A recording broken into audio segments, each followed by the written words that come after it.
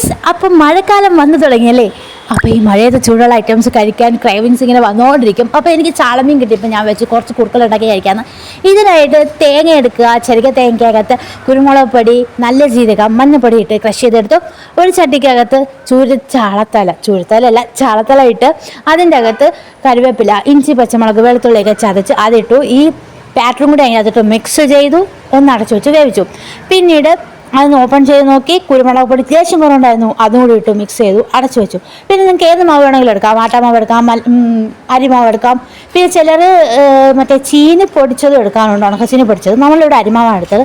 അരിമാവ് വെള്ളത്തിൽ കട്ടയില്ലാതെ മിക്സ് ചെയ്തിട്ട് ഇതിലോട്ട് ഒഴിച്ച് അടച്ചു വെച്ച് വേവിക്കാം. വെന്ത് വരുമ്പോഴത്തേക്കും എടുത്ത് നന്നായിട്ട് മിക്സ് ചെയ്യുക. കുറുക്കൽ റെഡി. ഒരു ഗ്ലാസ് കട്ടൻ ചായ, ചൂടുള്ള കുറുക്കൽ, പുറത്ത് നല്ല മഴ. അടുത്ത വീഡിയോയുമായി ഞാൻ നിങ്ങളുടെ മുന്നിലെത്തുന്നവരെ this is Pathu signing off. By.